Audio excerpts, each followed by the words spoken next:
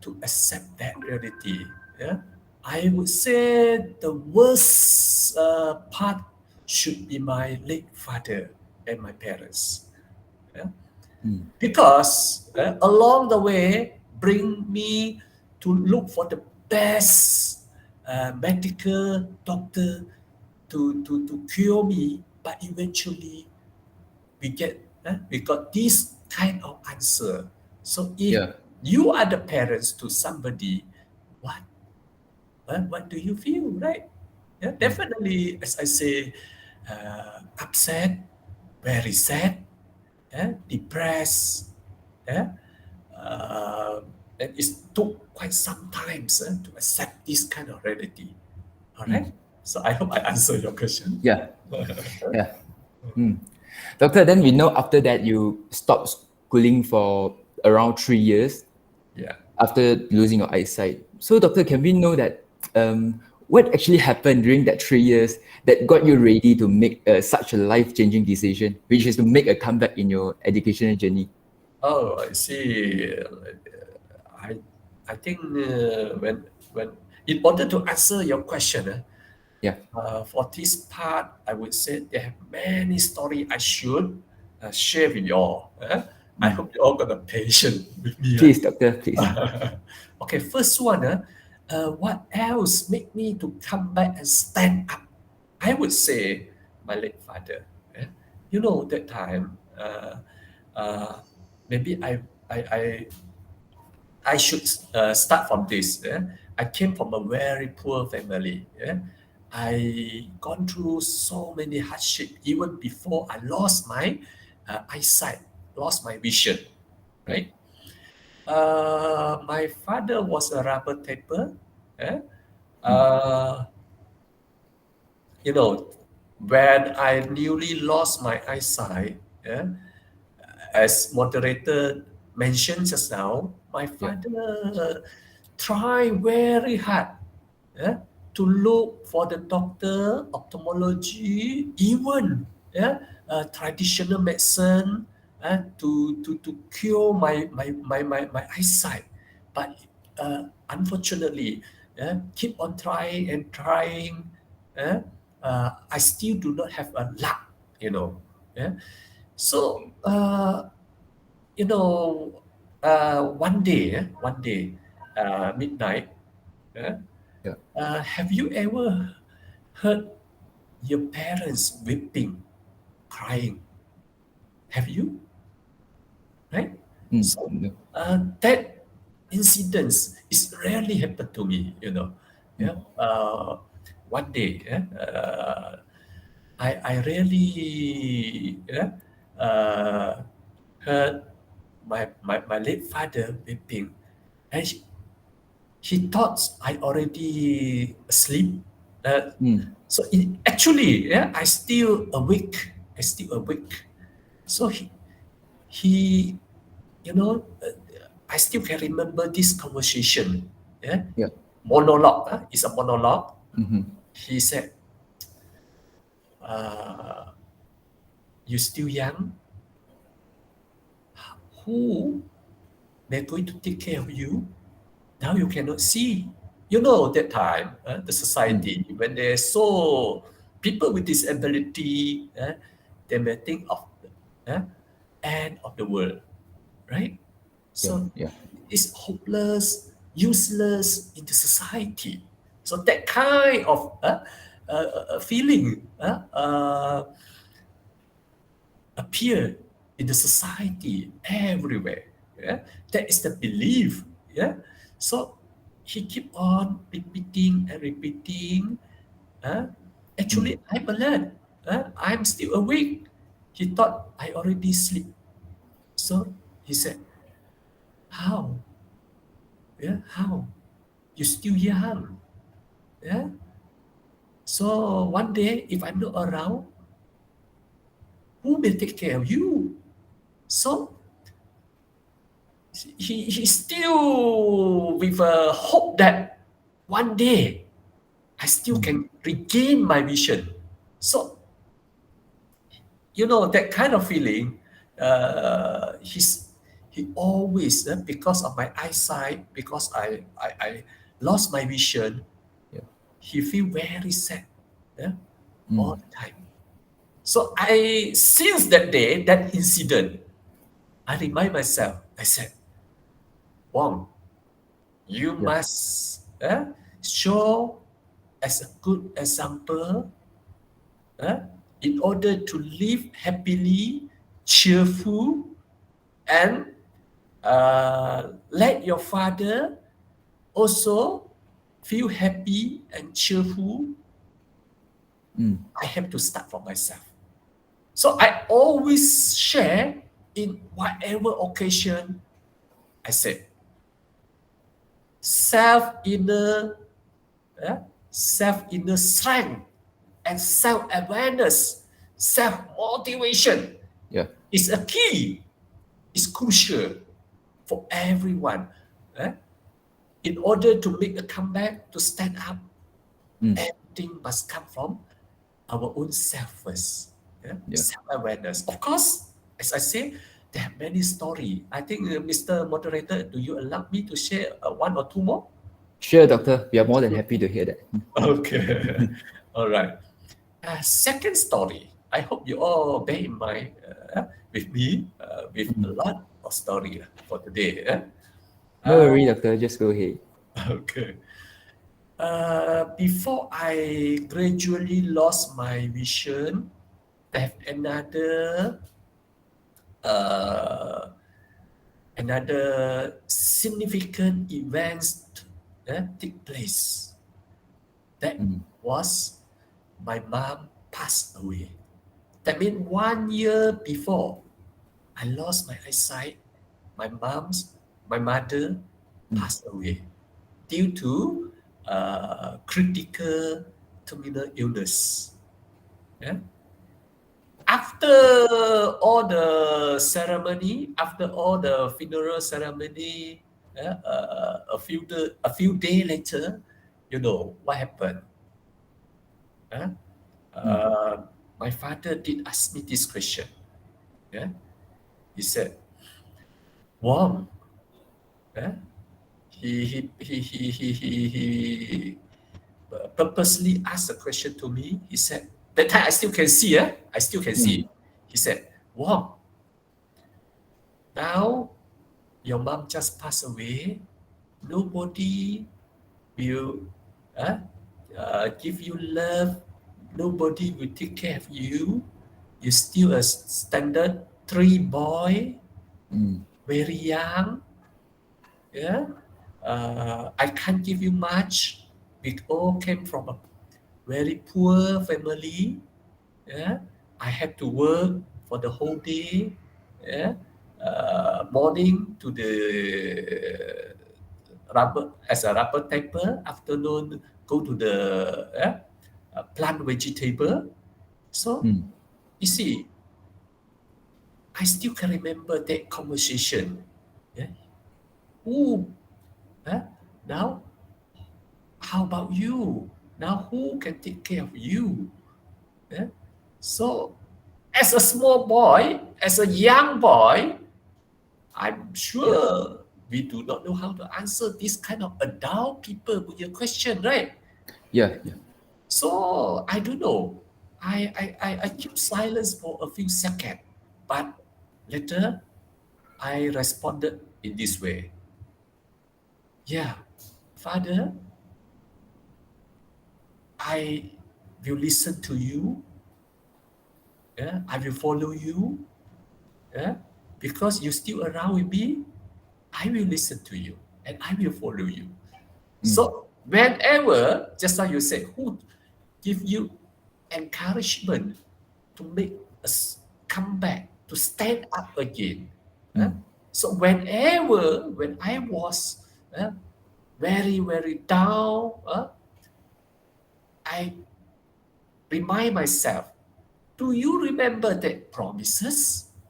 So that is another source of inspiration, source of motivation. Keep on remind me, hey, you cannot surrender. You must move Mm. forward. You already promised. So that is second story. Okay. Yeah. So maybe actually got a lot of stories. So I hope you still okay. I will share another one more story.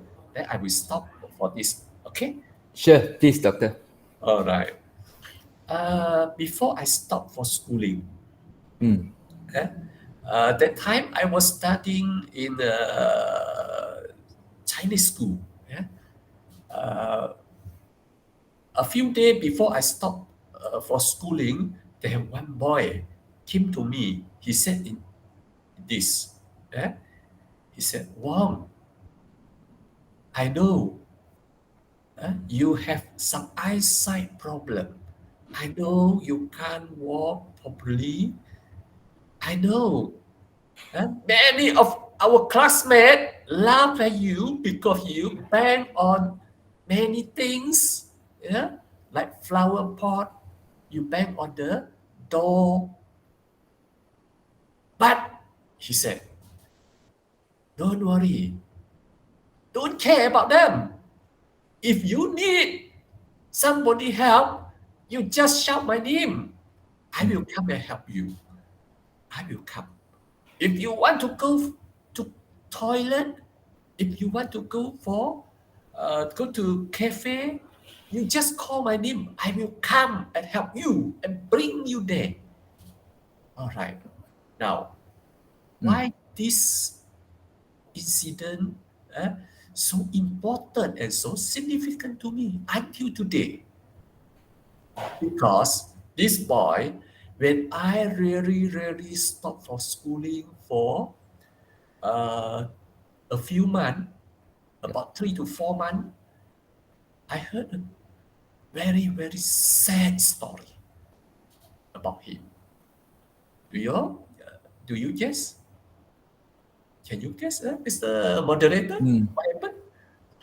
No, doctor. Yeah, because this boy, yeah, passed away. Passed away. Yeah, because of Trump. Yeah, nipi. Yeah, Mm-mm. yeah. So again, whenever, as I say, I need encouragement, whenever I need somebody to push me to go forward, I will remember this kind of important story. Yeah, I remind myself, hey, can't you Mm. remember your good friend? Yeah, uh, yeah, keep on asking you to come to the school, yeah, offering you assistant, kind assistant. Ah, Yeah. can you remember? I keep on remind myself, as a visually impaired person along the journey from the primary school back to secondary school, whenever faced with society, whenever the blind people wanted to look for a job, they have faced thousand and thousand obstacles. Yeah, Mm. there's so many kind of social stigma to make you to give up and surrender. But because of this kind of significant events Mm. took place, uh, then I keep on remind myself, all this, don't you remember? Can you remember all this? Why don't you turn all these significant events as a source of inner strength Motivations. and Mm. motivate you to keep on moving forward? So that is how I make a comeback. And of course, I have a lot of story. Maybe if we got extra time, maybe Mr. Moderator, we can come Mm. back and share even more story about this. How I uh, encourage myself. As I say, the most importantly is Mm. our own self, inner Self strength, motivation. yeah, self motivation and self awareness must come from our own self. Yeah? No matter how many people came and talk to you, yeah? Volunteer came and visit me. So many people Mm. say, hey, don't give up, don't give up. But if our own self can't accept the reality, if our own self not able to face all these kind of challenges, I believe, yeah, no matter how many times people keep on talking to you, also no use. Do you agree? Yes, doctor. Right. I agree with you, doctor. And you see that in your life, your late father pushed you, Yeah. and also you have your good friends. But I think the most important person will be you yourself. Since you and you mentioned about self motivation, I think is so true. And also, doctor, when we talk about education, we know that you have these very incredible academic achievements. You have one bachelor degrees, two master degrees, and one doctorate degrees. So, yeah, doctor, what made you not settle for mediocrity, but constantly you get one breakthrough after another?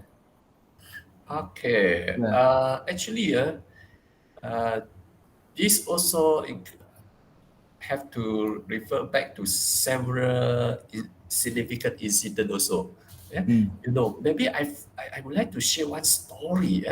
Why I so interested to look for a truth, and Mm. also to acquire knowledge. Yeah? Before I lost my eyesight since standard one, two, three, and four. eh, every I have a habit, reading habit. Yeah. Yeah. I read what you know. I read newspaper every day. Yeah. Mm. It's Uh, not comic. every day. No, yeah. I was reading comic, doctor, when I was standard four. Yeah. Okay. I Yeah. read 新京日报, you know. Mm. Uh, I read uh, a lot of the world news, yeah, and Mm. also domestic news. Now, s- why I want to mention this? Yeah, when I lost my eyesight, miss very much to read the newspaper. Mm. So I was thinking, in what way that I can have a same opportunity like before to enjoy this kind of reading. So I miss it very, very much. Yeah. Mm. Secondly, yeah, my neighbor, one of the uncle, old uncle, yeah, Yep. maybe uncle quite lonely, because I'm staying in kampung. Mm. Yeah, old uncle was quite lonely. He bought a lot of international magazine, yeah, like Far Eastern Review, Asia Week, and so on. Many, many Mm. Chinese reading magazine. As I mentioned, he liked to share with somebody. Unfortunately, his children, none of them are interested to listen to him. But he know that I like to listen to his story. That means I am the loyal audience to him. Yeah. Yeah. So of course, he always look for people to share his insight and share uh, his reading with me. Mm. So after completing reading his magazine, then he will uh, pass the magazine or borrow me the magazine, let me to bring back and read. Yeah, Mm. standard one, two, three, yeah, primary school level. Yeah. If I Mm. can't understand the word, so I may ask my father or I may ask that uncle, what is the meaning of this word? 可以问一下这是什么意思？Like that, I keep on asking. Yeah? So that is the way how I cultivate my interest for knowledge. Yeah? And also that is one of the reason why I'm hungry for knowledge. Yeah? And of course, they have a lot more.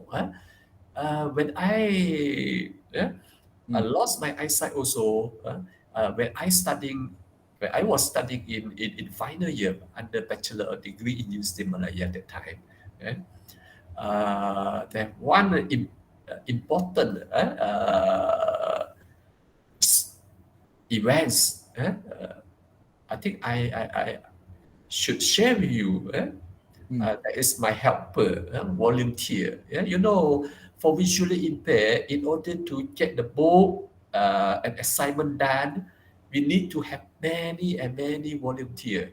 Why? They are the one as the blind people punya eye. They are the one to help us to read the book, to key in uh, the, the article as required for the assignment. Yeah? They are the one to assist us to know, to go to the library, to find for the book. Okay, now the story, come back to the story.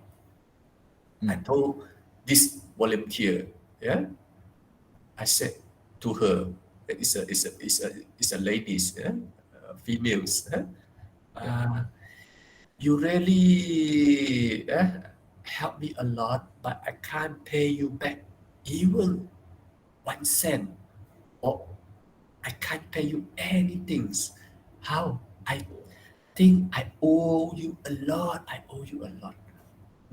So she said, this Wong, you don't have to think about this. What I want to see is, I want to see one day you become a very useful citizen for the country. One day, I want you to see that you are the unique, that you are different, slightly a bit different as compared to others people. I know that everyone, she said, everyone have their own strength and talents, including the blind. Yes. Yeah? So I want you to do something back to yourself, your family, and also for the community. And if possible, please serve the blind community. The outside there, many people need help. Not only you need help, you can use your ability. You can turn your all this strength to help others people. Yeah. So because of that, I remind myself, okay, I wanted to, I promised myself, and then you know what further things that she shared with me, and I promised her also. Okay, I decided to further my study, and I hope, I promised her also before 2000, sorry, before 2010, 2010, if possible, I want to complete my PhD. So that is the drive, that is the motivation behind why I keep on moving up. Yeah? And of course, they have a lot of story. Yeah? So because of that, I keep on further. The most importantly is the interest and the the hunger for the knowledge and all that, and also the lifelong learning itself. I always believe lifelong learning is always help ourselves to keep updated and more as a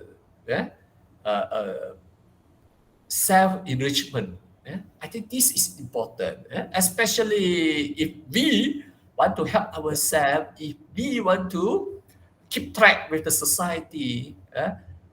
The most importantly, I believe, Mr. Moderator, you may agree with me.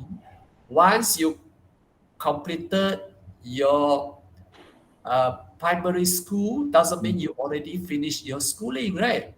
Once Yeah. you completed your secondary school, even STPM, Mm. doesn't mean you already completed your study.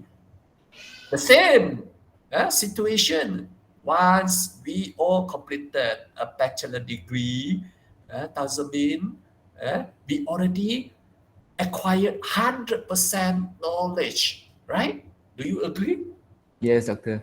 Yeah. So with that kind of lifelong learning principle and spirit, eh, so eh, Hunger for yeah, knowledge, that hunger is for success. how Yeah.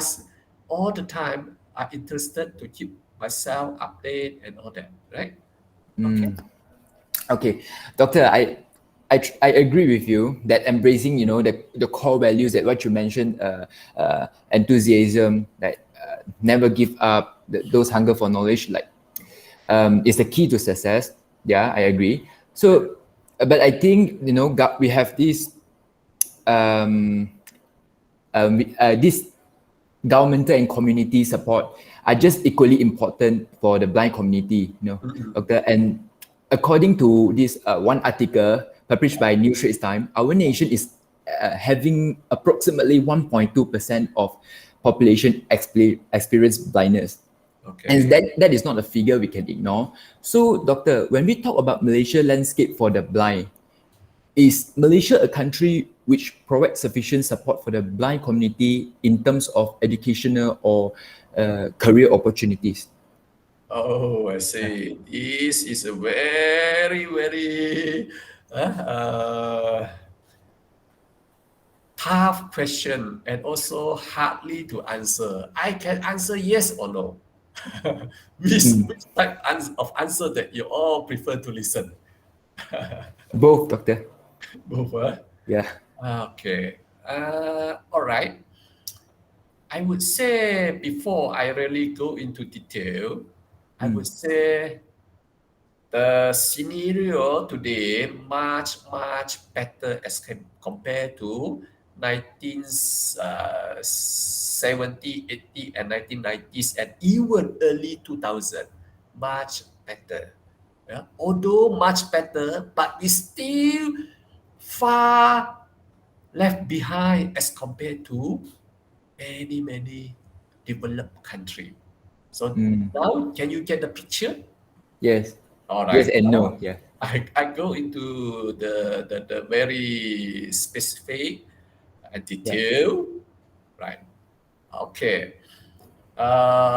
In terms of education, yeah, at primary school, at secondary school, yeah, although from year to year, government did budgeted a certain amount for special education needs.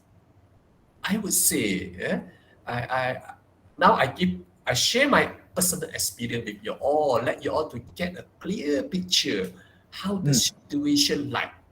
Yeah? When I back to the special school, I lost my eyesight as Mr. Moderator mentioned. I stay at home for a few years. Yeah? Uh, when I back to the school, you know, one one things make me very surprising and cultural shock. Why? In the school, eh, the students supposed to have their own textbook, a set Yeah. of textbook, right? Yeah. So for the blind student, it's not. It's not. The braille book is always shortage and also not up to date. Yeah? For example, in the class they have 15 students, maybe only have 7 to 8 set. That is maximum complete textbook. The rest we have to share and borrow. You just imagine how to study, right? Yeah. And not even, you see, for the good vision student, they can easily to go to the bookshop and buy whatever kind of reference book. Do you, do Yep. you, right?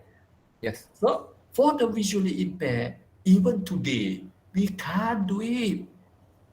Although you bought the book, no use.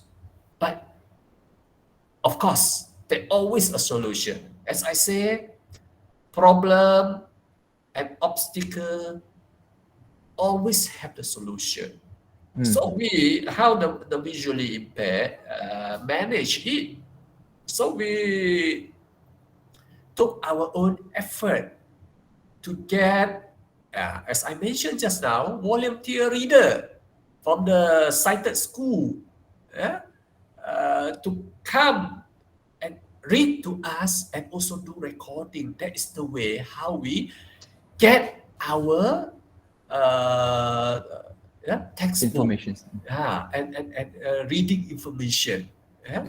So, of course, our most effective strategy to uh, uh, to gain all this knowledge is we have very good and power concentration in the class, because whenever teacher teach, now I would like to share with you also, yeah, if you want to make yourself very relaxing and enjoy your study, please, give 200, listen, not 100, 200% concentration to your lecturer explanation.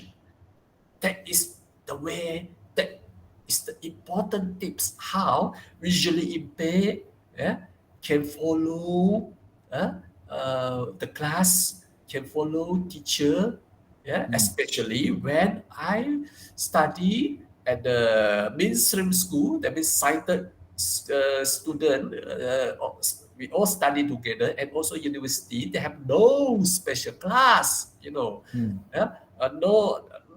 many people ask, hey, of course, easy because your study only among the blind only. I would like to share with you all, especially when come to Form 5 and Form 6. Most of the time, we study together with the sighted people, and in university, we have no special class. We all join together, like you sit at the same lecture hall. Yeah? So we have no textbook, braille book, we have no audio book. So that is your problem. In university, although today, government never employ a staff for you, never pay for the volunteer for you to assist you to get your book read and recorded. That is your problem. You want to study, you find your way. Yeah. So that kind of situation in education today also the same. Although they have provide you now, after having so many series of consultation and advocacy with the government and university authority, they provide us a room for us to do the reading.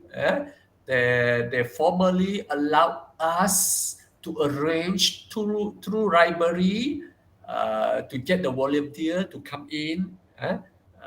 And also in the exam department, they allow us to have a little bit flexi and extra time provision to sit for the exam and all this. Now they slightly, as I say, getting better and better, because now they know that and they have the experience how to manage, how to handle the person with disability. Yeah. Okay. In terms of career, I would say career. I always give you this. Maybe I always share this analogy with the audience. Yeah? Whenever I been invited to come and share, I would say this. Yeah?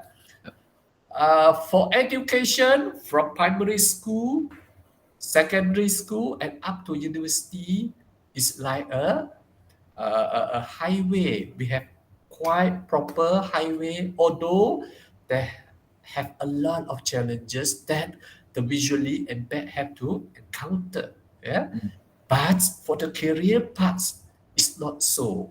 For the career path, we still like at the very young stage, infant, and further come to young or primary school level or stage. So that are the situation. And of course, I never deny uh, they have quite a few of person with disability managed to get their PhD and work as a professional, but the number is very small. Yeah? Very small. Yeah? As a lawyer, they have a few. Yeah? Yeah. For visually impaired nowadays, I think they have two or three. But of course, for physical disability, for wheelchair, normally it's not that much challenges. Their challenges is more on environmental, more on environmental challenge. Why? Because the physical environment always a great challenge for them because their wheelchair not able to move easily because the surrounding without a pavement, without ramp, and all these without a good disabled people toilet and all that. Yeah? So career always a great challenge. Maybe here I would like to just give you a scenario, Mr. Moderator. Yes. You are the CEO. Now I ask you, if you are the CEO, you conduct the interview session. Yeah. Now you already have 5 candidates with you. One of them are the blind. One of them are the blind. The rest are the able body. Yeah? The audience, I would like to ask you also. So, although 5 of them have equal chances, in terms of experience, in terms of communication skill, in terms of paper qualification, about the same. Each of them having the almost similar score. So now, who would you like to choose or and offer first? You gave me a hard question. So normally, person with disability having this scenario. Of course, you as a CEO, the first choice is not for the person with disability. I would like to quote maybe one phrase always highlighted by my friends.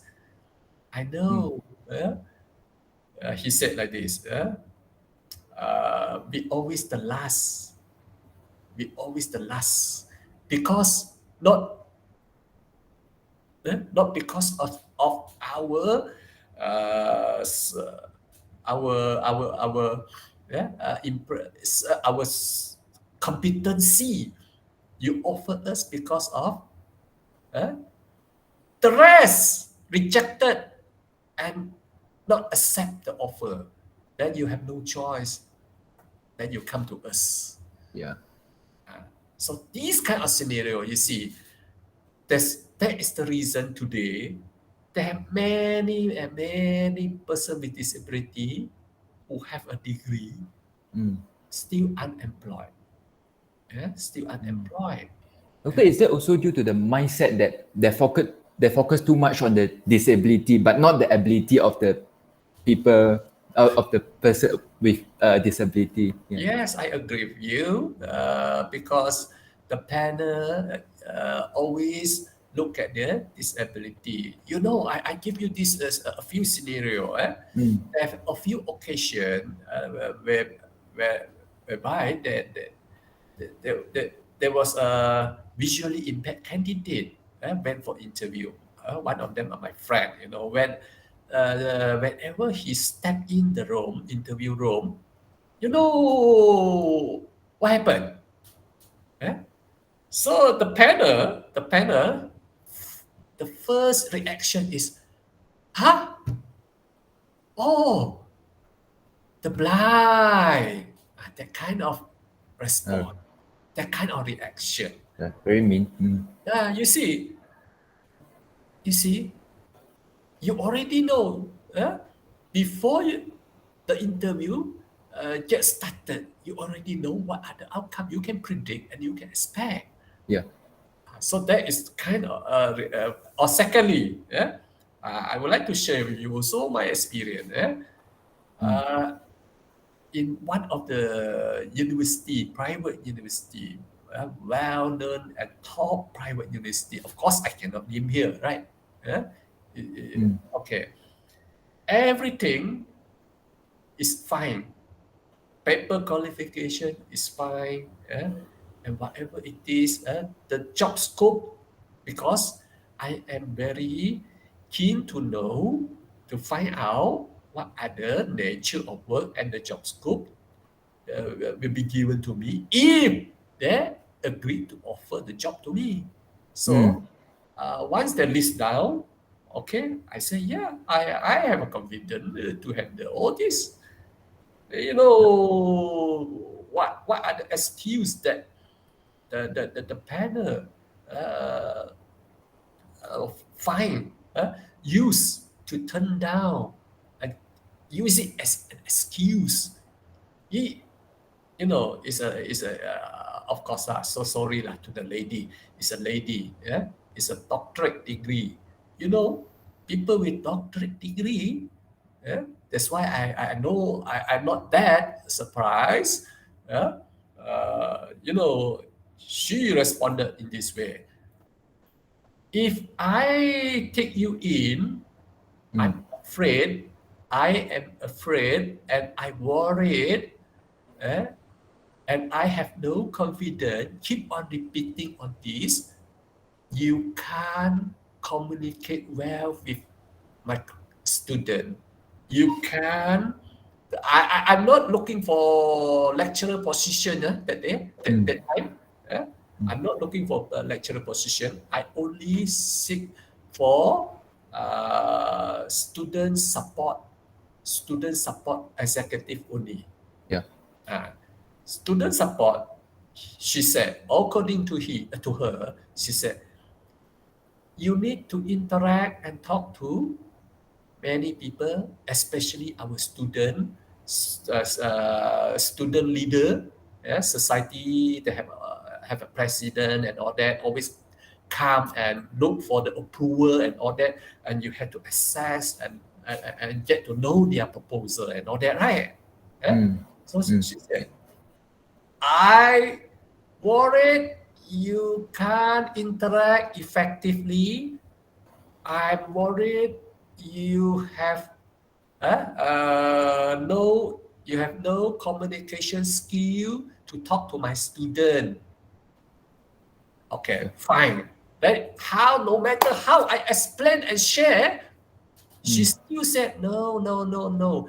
I still believe that you can't communicate with the student. Okay, so Mm. finally, you know how I answer her? I I Mhm. quite, Mm. confident say that I have a confidence say that. Actually, I'm not arrogant. I Mm. want to make her to be alert. I said this, doctor. All this while, 1 hour, we've been talking for 1 hour. All Yeah. this while, do you think I have any communication barrier with you? Can you get? Can you understand? Can you follow whatever we talk through our conversation? So she so surprised and shocked. She can't answer me for even about 20 to 30 seconds. Then eventually I keep on pressing. Now, do you agree that I have a communication problem with you, doctor?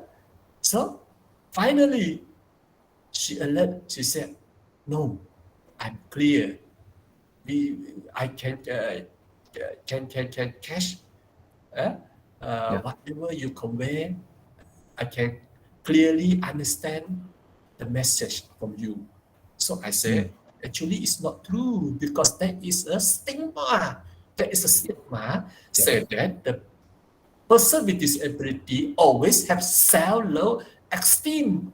There is there is the Stereotyping. stereotype. Yes, there is a stereotype. Yeah, bring from last time, and of course, I would say sometimes it's true. Not everybody have a good and high confidence to themselves. I Yeah. say all this is happen to everyone. Even able body also have a low self-esteem and communication problem. Do you? Yes, I agree, doctor. Yes, yes, So true. finally, she she shocked and also agreed. Okay, she's still not, still not happy. She also tried to look for another excuse. Huh? Do you have a patience to continue to listen to my story? Yes, please continue, doctor. Okay. Okay. Now she came to another chapter. She said, uh, you know, our corporate culture very much emphasize on employee discipline. Employee discipline. She said, of course, I asked, what do you mean? She said, I want to make sure all my staff come on time, punctually. So she threw a question to me, can you come on time every day? Can you assure me that you never be late to reach office if I take you in? I said, yes. But sometimes, once in a while, of course, they have some exceptional, right? Yeah, yeah. Public transport, sometimes, accident, jam, habis, how to go through, right? The bus, right? Yes, yes. Or sometimes MRT or LRT today break down. I can't do anything, right? Yeah, Okay, true. I said this.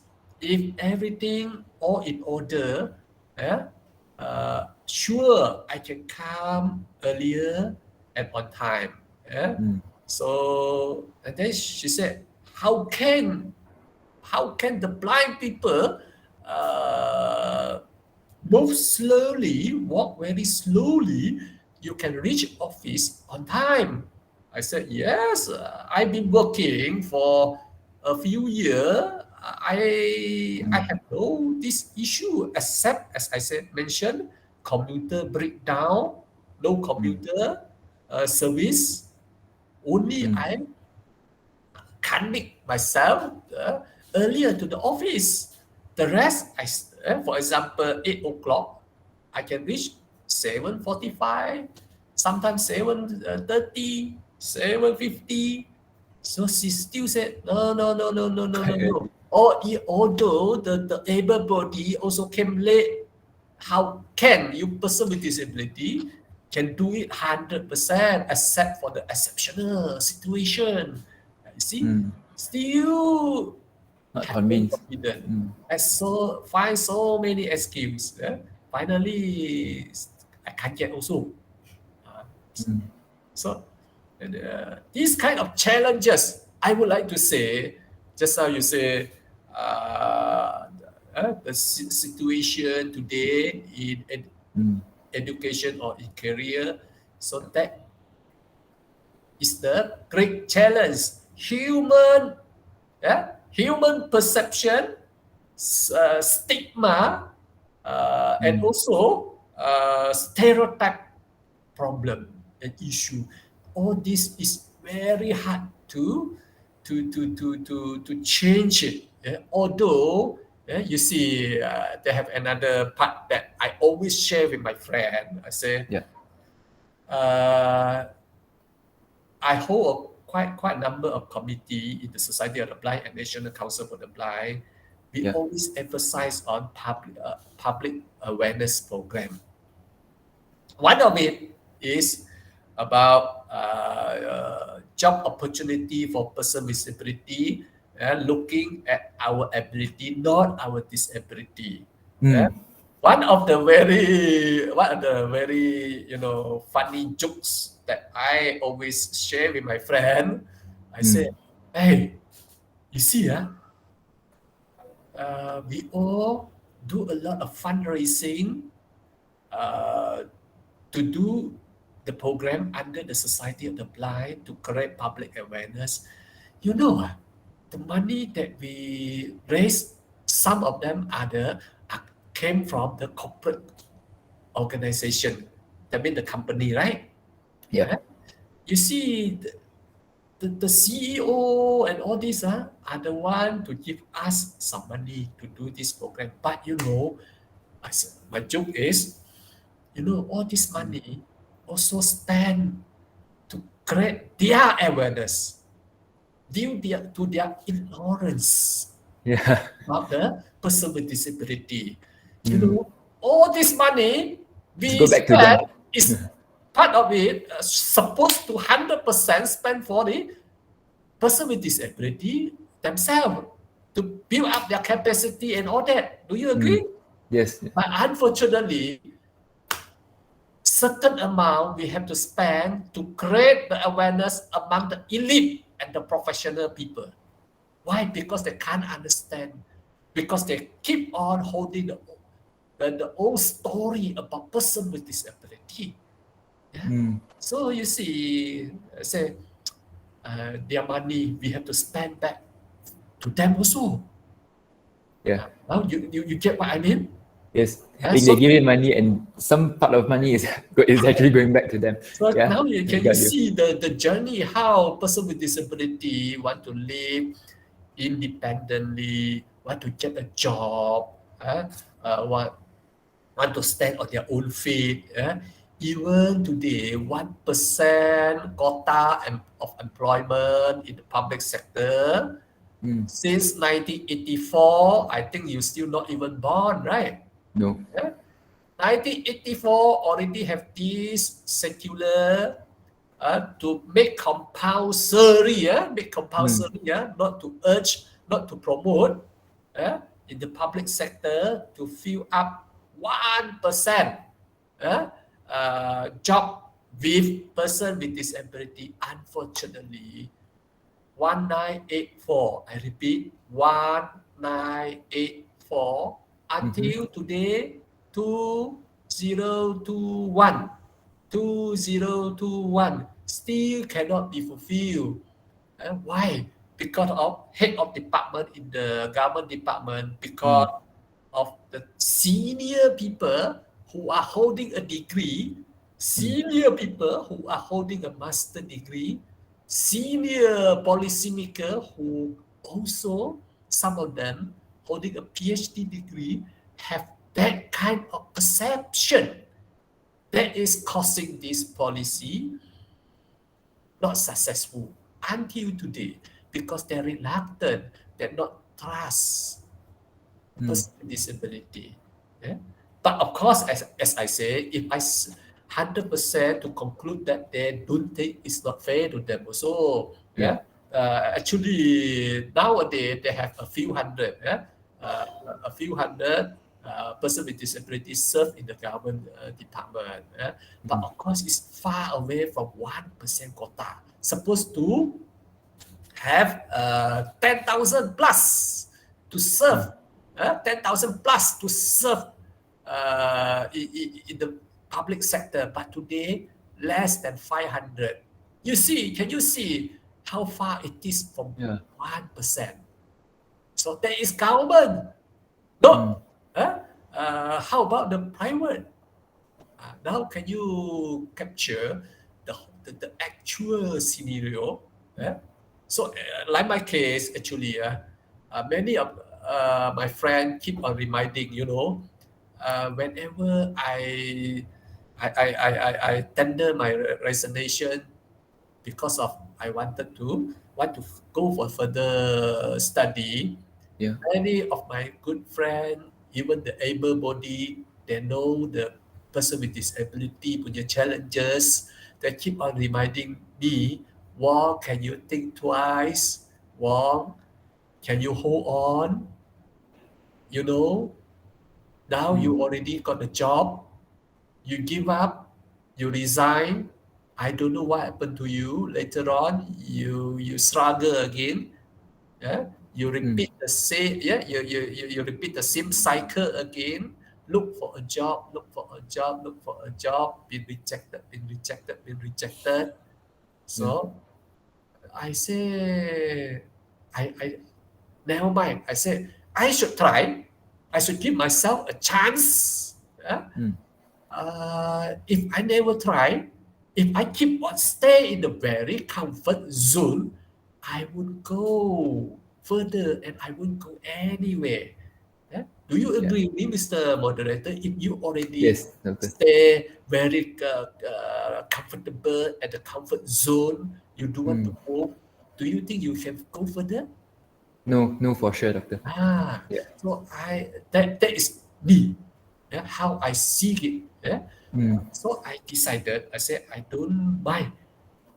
No matter how tough it is, I have a strong feeling or instinct that one day, no matter how tough it is, no matter how susah it is, I'm sure there still Mm. has somebody willing to take me in.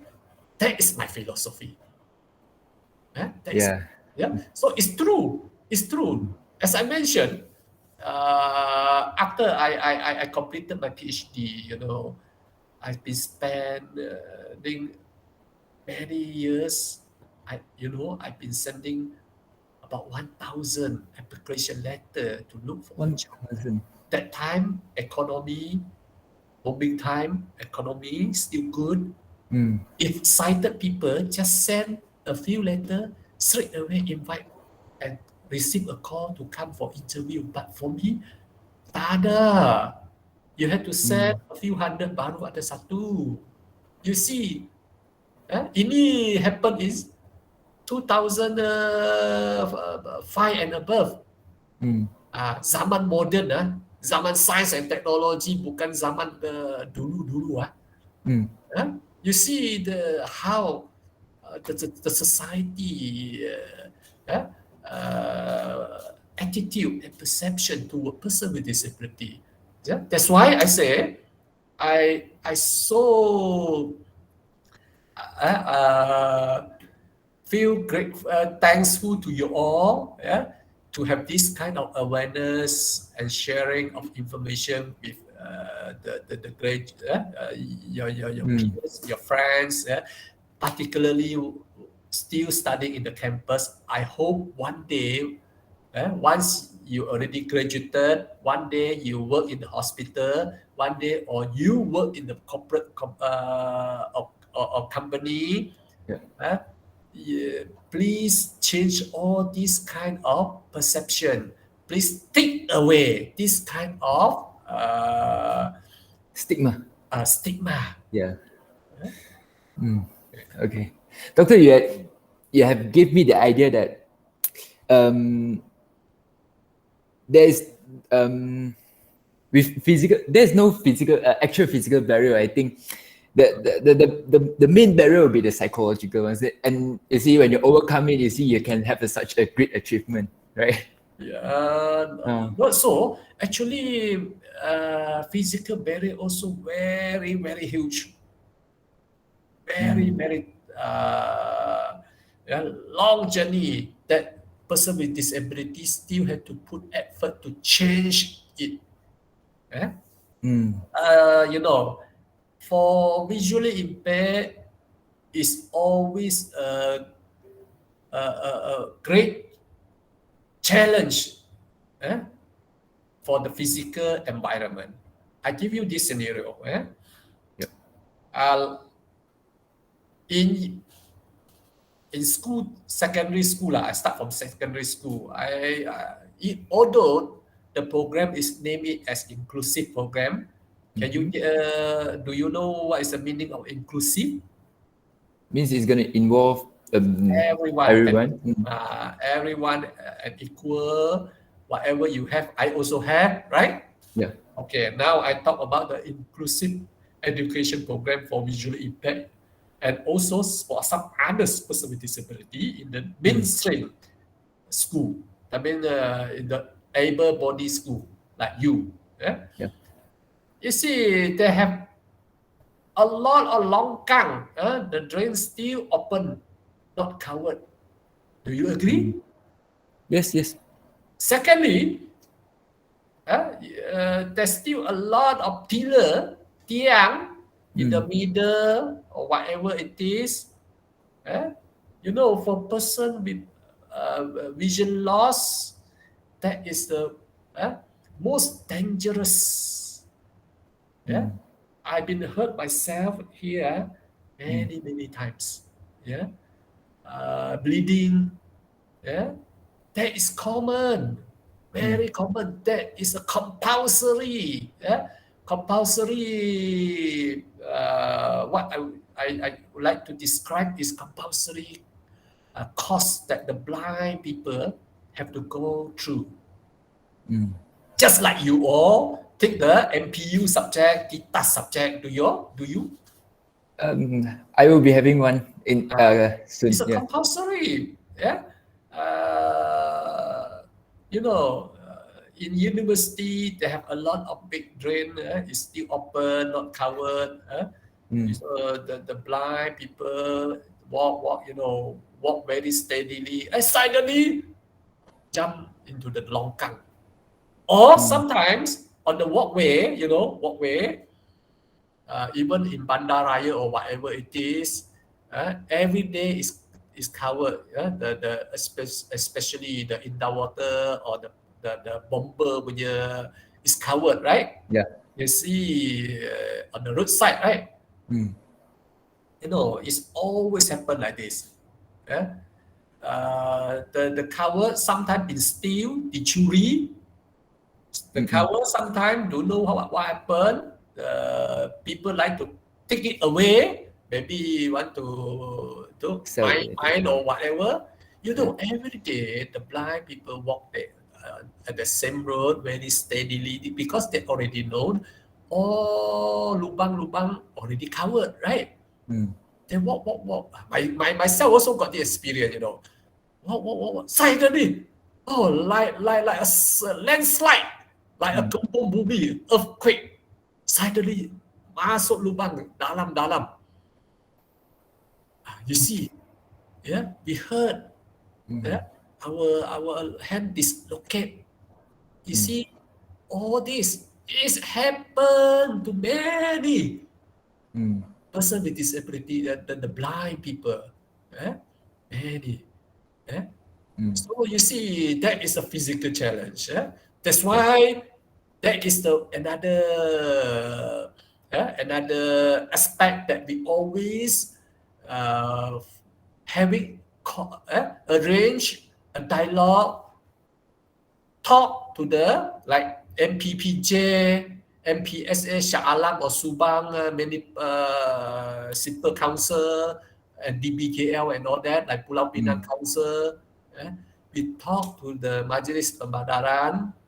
Hey, please cover up properly all these bomber, all these underwater punya lubang. So because there are many blind people injured, dislocate their hand and all that, bleeding here and there. So please do something.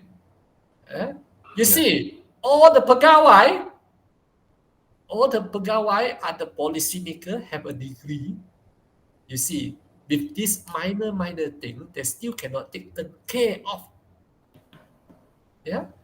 So it's the same. every day, every time we walk very steadily and confidently. Yeah? Suddenly, one day, Tenaga Nasional or telecom people come and correct. I think do you saw all this? They correct the lubang and the roadside and all that. Yes. The same. Yeah, all the while been walking for a few years, tak ada lubang, tiba-tiba TMB Telecom korek lubang. Of course, the blind people don't know. They thought the the physical environment as usual. They walk, masuk lubang dalam-dalam. Mm. All this Right. is always happening. Mm. So you Okay. see whether it's become a challenge or not a challenge, right? Yeah, Doctor, I agree with it. It's truly a great challenge. And Doctor, when you talk about challenge, now lately we have this unprecedented health crisis, which is COVID-19, and Right. life has never been easy, and many things have evolved, and many things have gone online. And one of the many is teaching and learning activities. And Yeah. Doctor, and as a lecturer yourself, how does it affect you personally, and how do you overcome it? Oh, okay. Thank you. Since I would say a bit lucky to me, since I was working in Open University Malaysia, actually Open University is quite some time from beginning. They already started with all this online platform, so I already used to it. That is my credit lah. Yeah.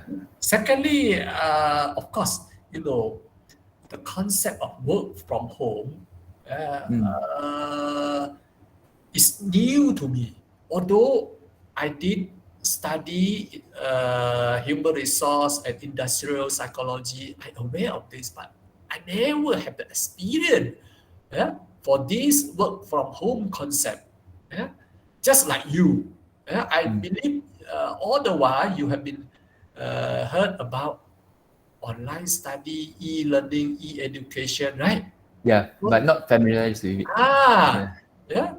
So you see, work from home is new to me, although I dengar lah from time to time. Yeah. Okay. At first, it's a bit like not familiar, and I feel like quite strange. Yeah. I feel like not comfortable, all the while in the office, we have colleagues around to talk. Even meeting, we are face to face. We have a lot of fun and all that. Or sometimes, whenever conduct a workshop to present like a research methodology and all that with the student, we can direct. And many students can interrupt at the same time, but through online, maybe they have to bear in mind one by one, wait for one another, right? Yeah. Yeah. Otherwise, if you talking, I also talking, I also don't know who want to listen, right?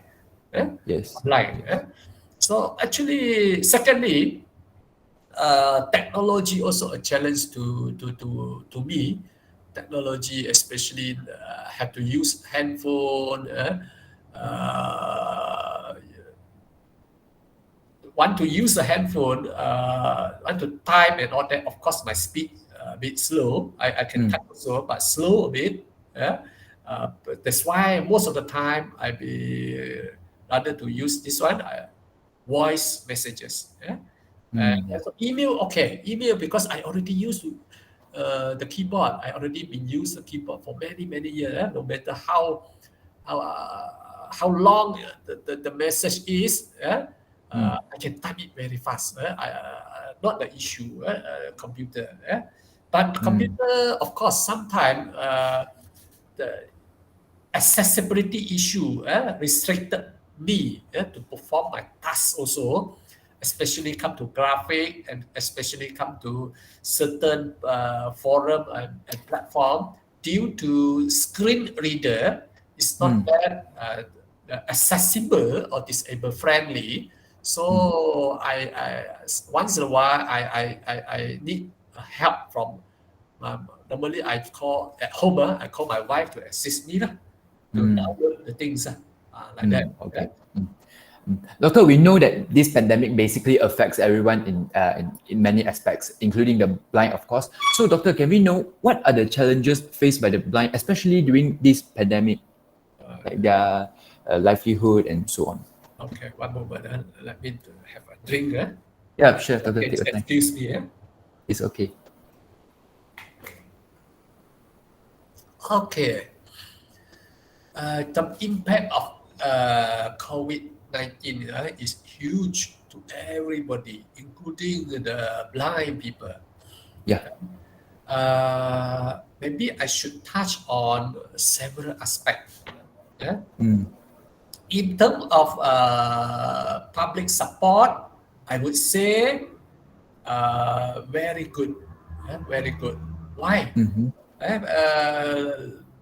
As I know, the visually impaired community and even some others person with disability like that and also physical, they receive a lot of assistance in terms of food, from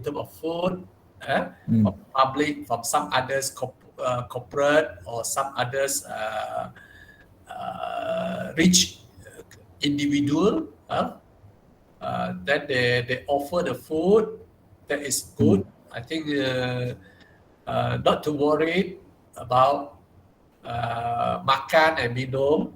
That is first part. And of course, I would say one or two or a few or some missing from this receiving assistance group, right? In the society is common.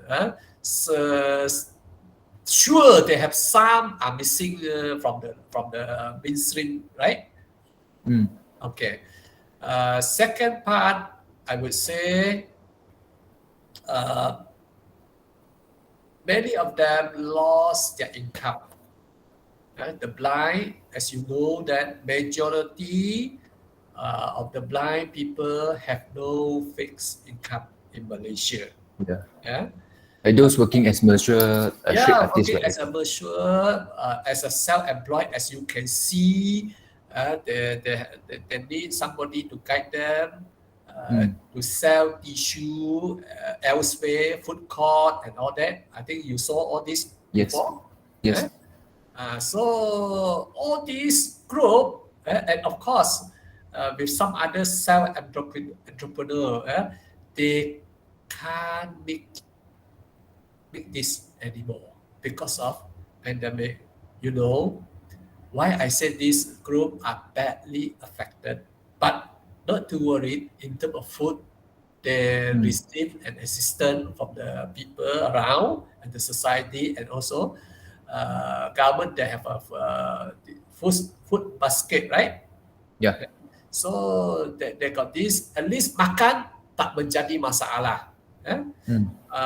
But income zero. You know why I say this? Kedai massage always tutup first and open last, right? Yes. Because government categorize this massage industry as part of the tourism industry. So actually, true or not true is up to you all. Maybe you all know better than me because your trend in medicine. You all have a medicine background.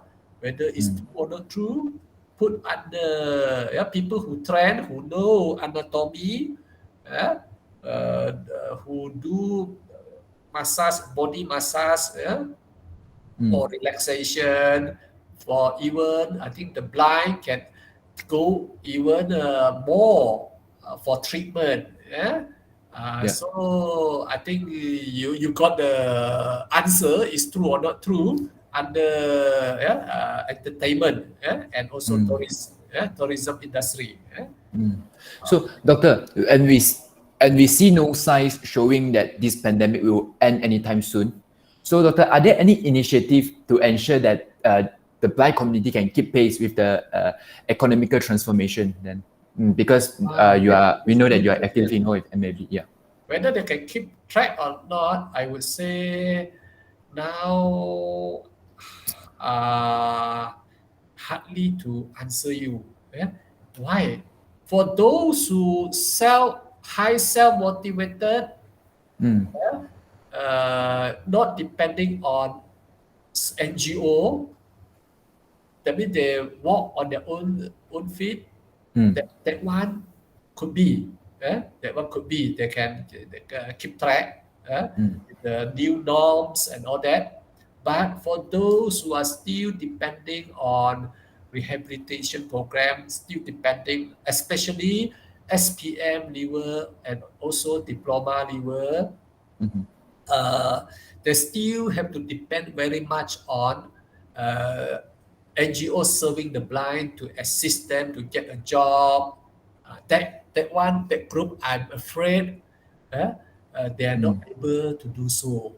eh, uh, Mm. because they have their own limits, in terms of ability, in terms of skill. Yeah, some more we have to admit that most of the Mm. time, a person with disability, although the blind or not, the Mm. physical, they hardly to have a chance to go to able-bodied institution to get training and all that. Yeah. They got the chance, but not not as like able-bodied. You can go Mm. anywhere. If The you chances. for person with disability, you got money to pay the fees, it's not guaranteed they will accept you as a student, to upgrade yourself and all that. That's why I say for lifelong learning is not that easy to have among person with disability. Okay, Mm. secondly, another factor why I say not so, because in order to keep them up to date in terms of training center, the technology, the manpower, eh, Mm. and the syllabus and the program should be revised and up to date, to meet the current market demand. Do you agree? Yeah. So most of the time, I would say NGO who run the training center, they do not have sufficient funding to have good manpower. Yeah, they do not have enough expertise to help them to develop enough the syllabus. They do not have a right skill to train all these visually impaired people and some other person with disability, to keep Mm. pace with all these current skill as required, Yeah. today in the today market. So that is my concern. Yeah? One day people say we already have a digital era, we already have a online business. So the person with disability, for physical, no problem. For hearing, no Mm. problem. For the blind, they have a great problem. Yeah? Mm. Mm. Okay. Okay. Doctor, since we talk about COVID, let me touch a little bit about these COVID cases. Doctor, with this infectivity rate, right, we have in Malaysia, it's not uncommon to get infected. So what if a blind individuals that get infected with COVID? So are there any plans to ensure that they are properly taken care of? For example, will they have transport to COVID assessment center? And for those who under this home surveillance order, are there any plans to ensure that these medical attention are within their reach? Yeah. I would say KKM, Kementerian Kesihatan Malaysia, they apply the same SOP, regardless of you are the able or disabled people. Mm. So I have many friends, visually impaired friends, who tested positive. Yeah. They also have to wait and call the hotline. Oh, Mm. what is that number? I can't remember. they've been waiting also for 1 week, 10 day, 2 weeks time. Yeah, from stage one when the ambulance uh, available and came, they already reached stage 2 or 3. Most of the time 3, and now they have more than 10. I think quite a number of the blind also yeah, pass away because of the COVID. Yeah. Same when you call, they don't have any special privilege for you whether you are blind or not blind. You have to wait also same. Yeah. So my answer, semua kena tunggu. So treatment tak ada apa-apa. Maybe in the hospital, maybe the nurse can help a bit to get the food for you. Otherwise, they just for the sighted people they put outside there. Then you have to come out and take the food, right? So maybe for the blind, they're aware that you can see and you don't know whether arrive or not arrive the food there. So maybe I think slightly more attention are given. Okay. Doctor, I think we had a great conversation. I think it isn't fair for me to dominate the conversation. So shall we open the floor for questions? Okay, Doctor? sure. Yeah. Doctor, before that, let's take a 5-minute break. Is that okay? Okay. Yeah, sure. To all the participants, we'll be having a 5-minute break and we'll be back at 9:40 sharp. Then we'll proceed to Q&A sessions. So should you have any question for Dr. Wong, kindly drop the question in the Padlet. I'm sure Dr. Wong will be more than happy to answer them. Okay.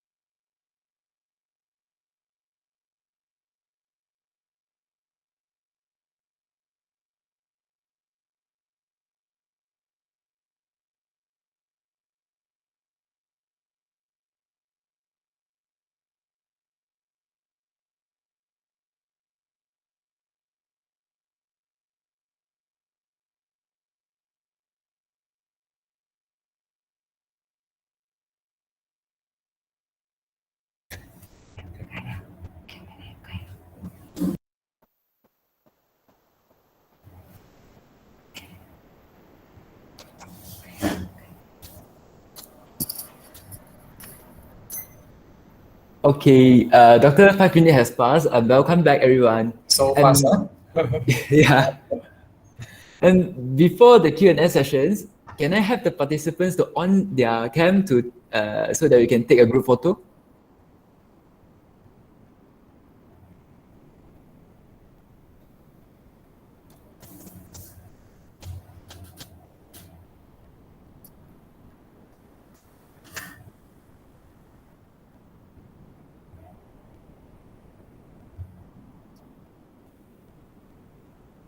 Okay.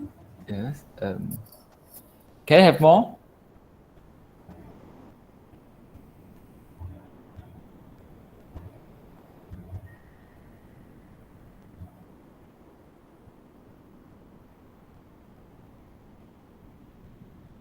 All right. Okay. Eunice, can I have you to take the pictures? Yeah, give me a second. Let me just wait for a couple more. Come on, guys, don't be camera shy. Come Yeah. on, nobody's gonna bite. Yeah. Nobody's gonna lick. Everything is fine. Okay. Last call. Come on.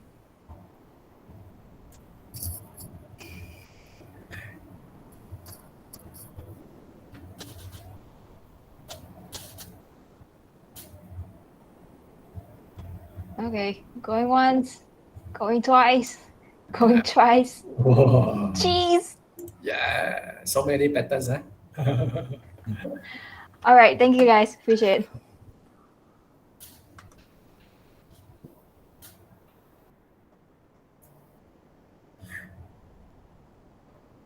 All right. Now we'll be addressing the question. Okay. Okay. Doctor, one of the participants asked, where can I volunteer to help? Are there any websites should I check? Okay. Website. So far, I'm not so sure. They have a few places that you can offer your voluntary service. Directly to contact Malaysian Association for the Blind. There is one at Brookview. Secondly, Society of the Blind in Malaysia throughout the country and HQ located at Brookview also.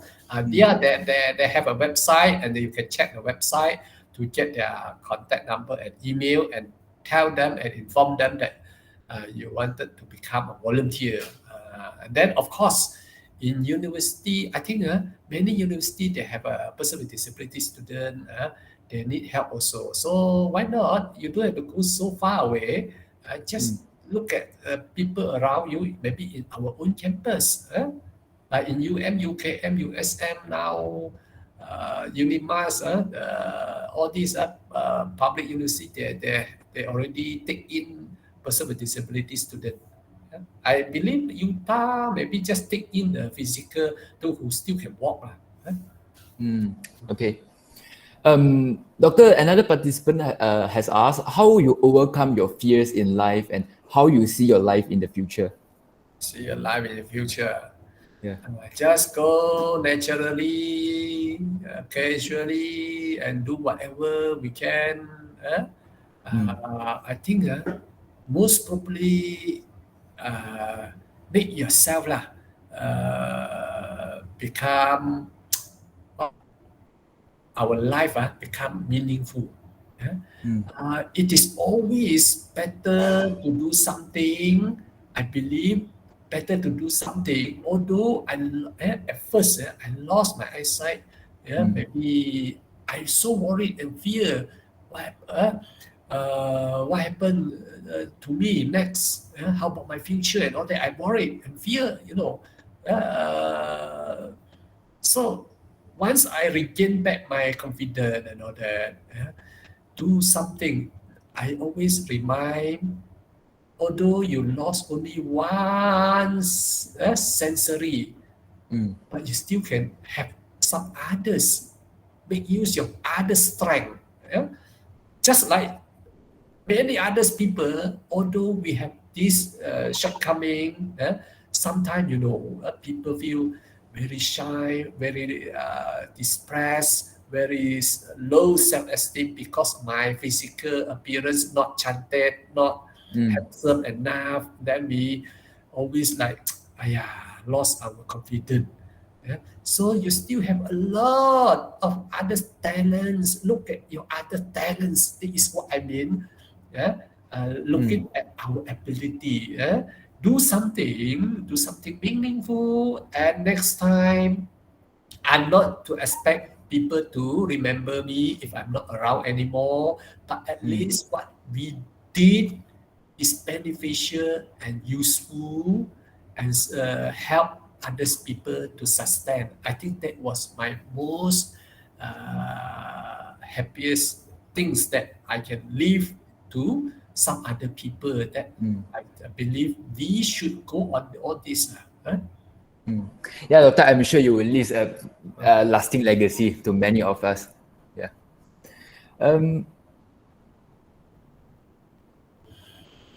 Doctor, another question asking, what academic requirements is needed in order to teach in special needs school? What is the path? Okay. Criteria first, we talk about interest lah. Interest. Secondly, of course, you had to apply for Bachelor of Special Education as offered. Degree in special education offered in university. Like in special education, they have several specialization that you must learn. First, they train you to teach hearing impaired. Secondly, they train you to teach learning difficulty, including autism and all that.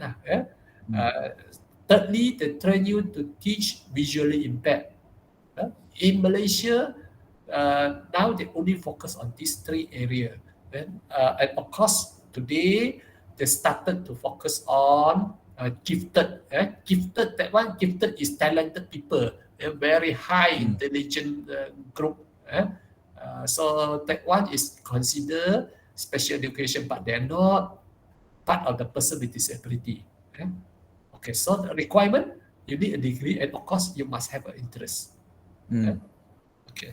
Be enthusiastic also. Yeah. Okay, Doctor, another question asks, may I know any reasons or what interests you to choose anthropology course in your degree studies?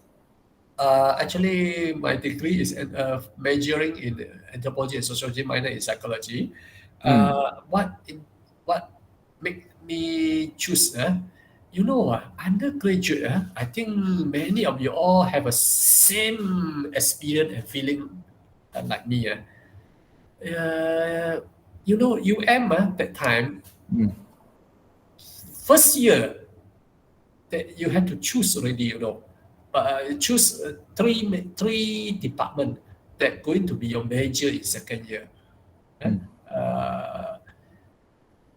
I think, as I said, you all perhaps have a same feeling like me. We all blur, undergraduate. We don't know much what is anthropology, sociology about, but people keep on telling you it's very interesting.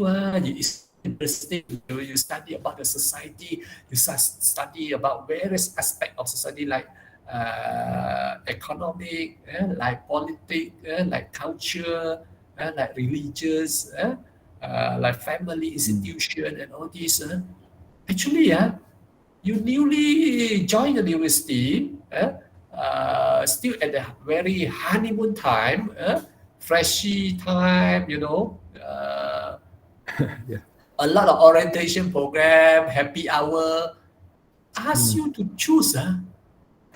That's so, some more, you also do not know many senior you can't get many senior to ask. Maybe you can, one or two. You see, we just simply, people say this, then we follow, just like you. This subject, you remember or not?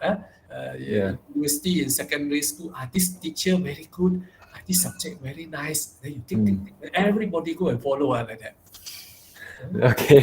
Okay. That's interesting, Doctor. Another question.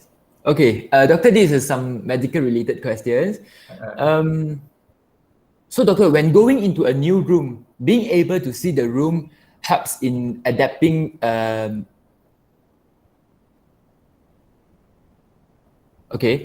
going into a new room, being able to see the room helps in adapting to the new surrounding.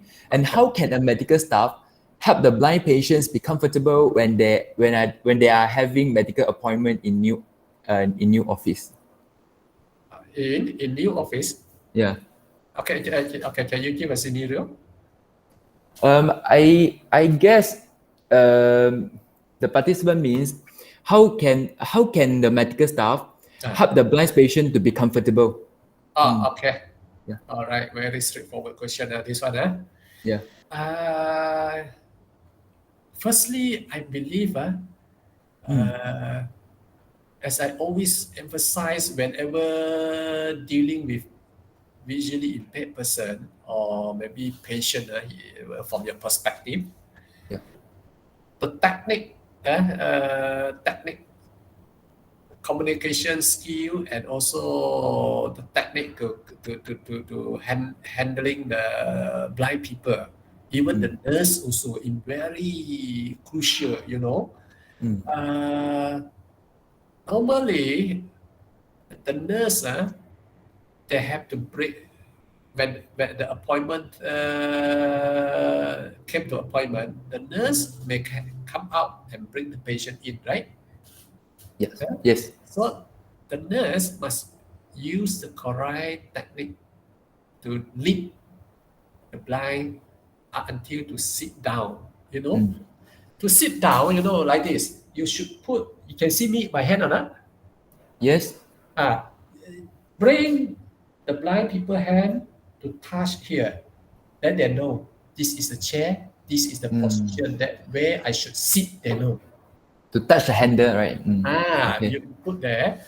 And secondly, of course, you must bring them. If you, as I mentioned, the correct way is let the visually impaired to hold your elbow. If you are the nurse or one day you on duty in the ward when you met with the blind, let the blind to hold your elbow. Okay. Okay. Okay. Secondly, and another part is whenever you want to talk to the blind people, okay, you can directly to talk, or it's much more effective if the doctor or nurse just call their name first, because you see, sometimes why the blind people they will answer you if got 4 or 5 people around, the the they don't know whether doctor direct the question to the blind people or to the people next to the to the doctor. They Yeah. don't know. It's better to call them like, wow, okay, now your situation is like this. Just to call. Normally what happen, like among the colleagues, or even the schoolmate and classmate, if the blind people, if you having a conversation with them, if you want to leave go away, you have to inform them. Maybe you just touch their shoulders, say, hey, Wong, I want to, I may go now. Or at least you call them. If you don't want to touch them, or you don't want to call them, you just touch their shoulders. Okay, I may leave. Like that. At least they know. Otherwise, although they can hear, they can hear the words, they do not know whether you direct to him or her or some other people. So that is the technique. And of course, as I said, medical doctor, they should, whenever deal with a person with disability, I think, most importantly, they must be able to advocate once been diagnosed, one all the clinical assessment done, if you think from medical perspective you can't do anything, need a very good communication skill. Do not direct to hurt people. Maybe for cancer patient, I think you only have another 1 month can survive. Talk very nicely and very humanitarian. So, last time I experienced, I can see a lot of different doctor in Malaysia and also in Singapore. In Malaysia, the strict, okay. Bawa balik lah, tak boleh ubah kita dah. Sorry lah, bawa balik. Jadi sudah banyak kali macam kes macam ini, mana boleh ubat, balik. You see, doctor was trained very professionally. How can they can communicate with the patient in this way? Whether if I am the smart people, I will make a conclusion to say that you are no manners first. Secondly, you are very rude. Thirdly, you are very arrogant doctor. Right? Okay, so can you all get what I mean? Yes, be more empathic, doctor. I take the message. Empathy must be in place. Second, another point, the different, even today, they have a lot of medical that I found that for my friends' experiences, as a medical doctor, they should have some knowledge about person with disability. Why? Because sometimes your patient, who's one day your patient really need some other information since screening already done, as I say, clinical test or whatever already done, cannot do anything, cannot be cured. Please recommend this patient to go for next. Don't just tak boleh buat apa-apa, balik kah. Look for second opinion. Don't stop there. Most importantly, recommend for, as you say, second opinion. The most even important is tell them, don't give up your life. You still got a lot of brighter opportunity to live happily, provided you join, for example, NGO serving that particular person with disability community training center to undergo for rehabilitation training. Give them some hopes. That is the medical doctor should have. As a professional, you need to have this info to share with the patient, not to say, sorry lah pakcik, tak boleh buat apa-apa, bawa dia balik. That is my experience. And many of my friends punya experience. Even today, you see, as I say, ask yourself whether your professor, whether your lecturer in faculty of medicine, share with you all how to handle all these patient and after care patient. Do you get all this info? Yes, doctor. Very good. If you have, very good. So please, as I say, if detected, diagnosed with no chance for further treatment, give them another option. Let them to see the hope. Let them to find a way to live meaningfully with dignity. Okay? Yeah. Okay. Doctor, due to time constraint, we will take one last question. Okay, the question goes, what are the home adjustment needed for vision impaired older adults? older adult, I would Home say adjustment. home adjustment. Yeah. For the blind, of course lah. If we have a parents with visually impaired old people, don't suka move the furniture. Today put here, tomorrow we put there. Why? Because they already familiar with this walkway. That is one. Secondly, whatever important punya stuff, things that like cups, and plate and all that, spoon.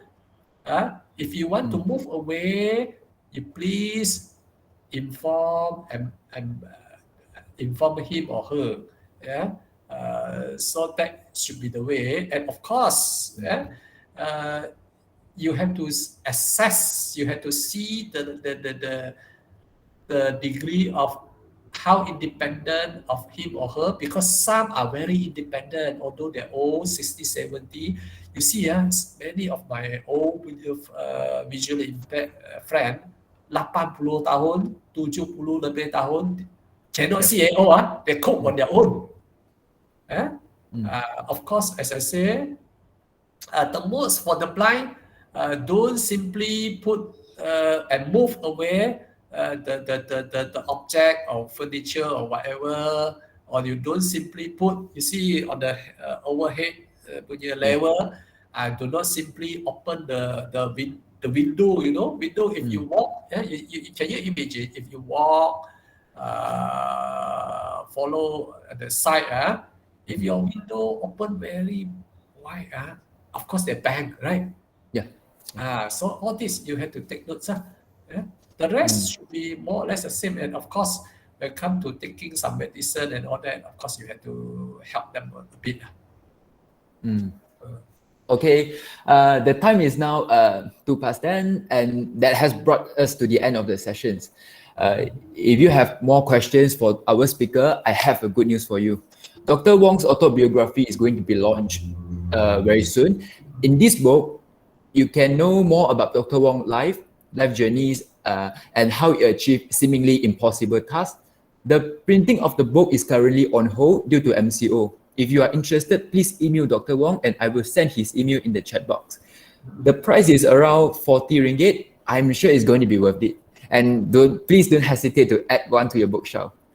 For the time being, this book is only available in Mandarin version. Dr. Wong, do you have anything you want to add? Yeah, for English version, have to wait because still pending with the publisher. Because due to this one pandemic and also cut costs, the publisher not able to proceed. For those who are interested, you can give your name first to this one AMSA, then let Mr. Lim to collect all your name and then email to me lah. So once book is ready, I can email to you all and inform you all. That's it lah. Okay, so Dr. Wong, once again, for the 40 ringgit, actually after minus all the costing, part of the 50% of the others collection after the sales, this book punya collection, I will donate it to the Chee, one of the NGO. Okay. Dr. Wong, once again, thank you very much for freeing your time off your busy schedules to be with us today. And I think your sharing are inspirational and definitely applicable to all of us. Despite having an able body, at some point of time, we may be disabled by fear, self-doubt, and I'm sure that your inspiration will be there with us to get through the hardships. Dr. Wong, you also have created a lasting legacy by making the impossible possible. You can just do as much as normal people, and more interestingly, you surpass the achievement of many. Thank you, Doctor. Okay, thank you. Welcome. And dear participants, thank you for joining us today. Please remember to fill in the feedback and sign out forms. We'll be having a workshop session for sign language in conjunction with AMSA Utah Health Day 2021. Do join us if you are interested. I hope to see you there. If the talk has sparked your interest to know more about the blind community, please visit MAB website. If you are keen to help the blind community, especially during this difficult time, please click into the link to share in the chat box to spread your love by making some donations.